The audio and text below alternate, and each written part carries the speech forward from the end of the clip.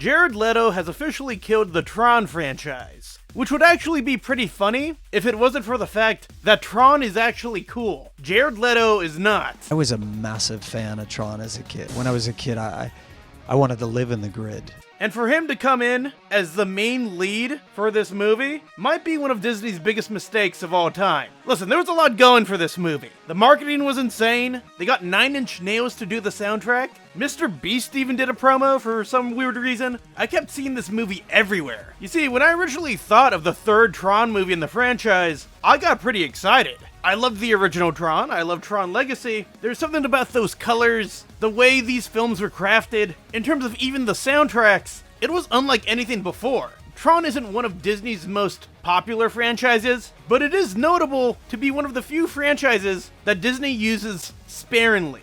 And usually the end result is pretty badass. We've seen the Tron world in places like Kingdom Hearts, or even at the Disney theme parks, containing one of the most impressive roller coasters out there. So for the third Tron movie to come out 15 years after its sequel, I was expecting something big. I wasn't expecting Jared Leto to be the main lead of the film. When I first heard this news, I really couldn't believe it. It just boggled my mind. Why Jared Leto? I think Jared Leto has received a legacy over the course of the past decade that has not been stellar. Need we forget his role as the Joker in 2016? That role still haunts me to this day.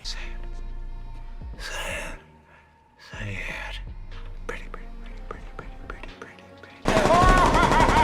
It's actually kind of amazing that some people think this role is actually pretty good. I think Jared Leto's Joker is one of the most over-the-top, needlessly edgy renditions of the villain, where he tries to attempt to be as freaky as possible, when in reality it just comes across as incredibly campy. Oh, it gets even worse. Do you guys remember how stories eventually came out that Jared Leto on the set of the movie would pull off some weird, bizarre stunts in where he would deliver dead rats to fellow cast members and people who worked on the set, and also used condoms? Now, how about the gifts you gave everyone? Yeah. Rats, bullet. Don't forget the anal beads, Who did you send anal beads to? the used condoms. You did not. Yeah. Step back, friend. You can't just say use condoms and we're just gonna like forget. I know it's a family show, but we can, Don't worry. we can educate people here. At least they were used. Who did you send used condoms to? Oh, everybody. Yeah, I got that. Jared sent. Wait a minute, we can't just skip over that. Yeah. You get a used condom. What do you say? What do you think? You say Jared has gone full Joker. Yeah. Did you get one? Yes, I got What do you so many do? weird things. I can't even begin to tell you the weird things I got. Yeah, I don't think I remember Joker ever randomly throwing used condoms at Batman. Dude, he sucked in this role. But you know what doesn't suck? My YouTube channel is Eepster. Make sure to like and subscribe. Okay, Jared Leto, yeah. What made it even worse was that Leto would later go on to state, oh, actually, I didn't do any of those things, when he was the one who said in the interview that he did, and his cast members confirmed that he did. So he's just lying. I mean, I just think that there were some things, that were mentioned about like gifts and the fact that I was giving used condoms to people, which was not true. We can say that right now. That It is not was true. not true. So what was Disney thinking? Well, when it came to the third Tron movie, there were many attempts to try and make a follow-up to Legacy. The issue is that the movie was in development hell, and eventually interest in making a third movie dwindled. That was until Jared Leto came along. Apparently, Jared Leto was a big Tron fan and badly wanted to help with the third movie. In fact, he even helped produce this film. This came at a drawback in where Leto became the lead for the movie because, well, for my own assumptions, the guy spent a lot of money trying to help make this movie, so he sees it fit that he should be the lead for the film. Even though there's a lot of baggage that comes with Leto. May I introduce to you all Leto's other box office bomb, Morbius. Yeah, you remember that one? The Morbius meme? Yeah, that thing. Morbius was met with some of the worst reviews I've ever seen for a superhero movie. Or, I guess, supervillain movie? I don't know. Anti-hero movie? People usually associate Jared Leto with this film, but I really think about Matt Smith more so. Mainly because there's a scene in the movie where Matt Smith does push-ups and listens to this song, and it's one of the greatest things I've ever seen. Have sex, excel, put my best, put my 10, put my yes. People loved making fun of Morbius and how no one was seeing it. So much so that when Morbius became this giant meme, Sony thought, hey, people might start watching this movie ironically now. So they re-released it in theaters a couple months later, to which no one went to go watch it. Again, yeah, Sony couldn't cash in on the meme because people weren't laughing with the movie, they were laughing at the movie, and Sony didn't understand that. It's at this point where you see people's opinions on Jared Leto change, as this weird guy who justifies being a weirdo because he's method acting, as well as a guy who stars in schlock movies whenever he is the lead. I mean, sure, he was in Blade Runner 2049, movie's fantastic, but once again, he's not the lead there. Jared Leto's face was tainted with mediocre to bad movies. I think Jared Leto definitely has an ego here if he thinks he has the power to somehow get a major audience to show up for a movie and where he's the face of it all. When most audience goers believe Jared Leto has been producing a bunch of slop when it comes to his films. Like, hey, a new Tron movie, but oh, it's Jared Leto. Damn. So you may be wondering, what's the end of result here? Where's the data that proves my point?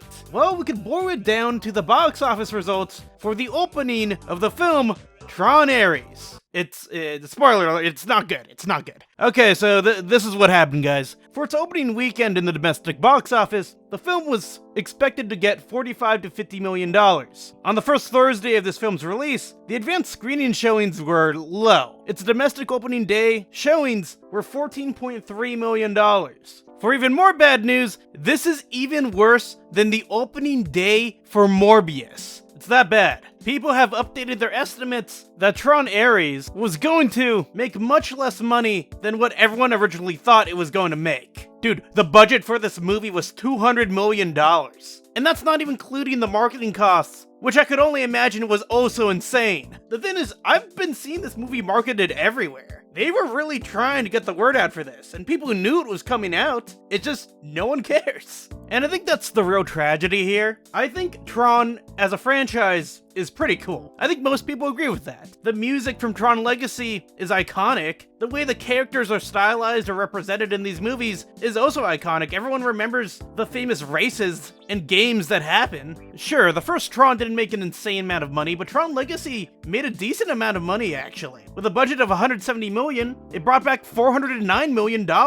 Dude, people cared back then. I still think people care now too. Disney still tries to put Tron stuff out there, even if it may be brief. I feel like Disney does care about the franchise. If they didn't, then you wouldn't see Disney rides about it. Is Tron Legacy one of the greatest movies of all time? No, not really, but I think it's cool. It's neat. It's a fun time. I think the CGI on old Jeff Bridges is pretty bad though, but it's gotten so bad that if you rewatch the movie now, it's really funny. He looks like an Xbox 360 character.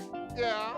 Which is ironic because most of the rest of the film looks really good. Here's the thing about Tron Ares. Visually, it still looks amazing. All the trailers and clips I've seen from the movie, it looks fantastic. The concept of Ares is kind of cool too. It's a character who struggles with the idea of humanity and emotion. According to this comment, that's what made Jared Leto the perfect fit for this film. Here's something you could say about the first Tron. It got a cult audience. Hell, even I think Tron Legacy also got a cult audience too. Is this one gonna get a cult audience? No, I don't think so actually. This might be the end of Tron for a long, long time. Tron has existed as an IP for 43 years. 43 years. 3 movies. Disney does make these movies very sparingly. And I think it's gonna be even more sparse. But this time it might be that people just don't care to see Jared Leto anymore as a lead role. Because every time I would talk to someone about this movie, they would always be like, oh, it sounds awesome, but Jared Leto's the lead, so I don't know. And I'm like, uh-oh, that's not good. I truly believe it's a story about an actor who brought down an entire franchise alongside with it.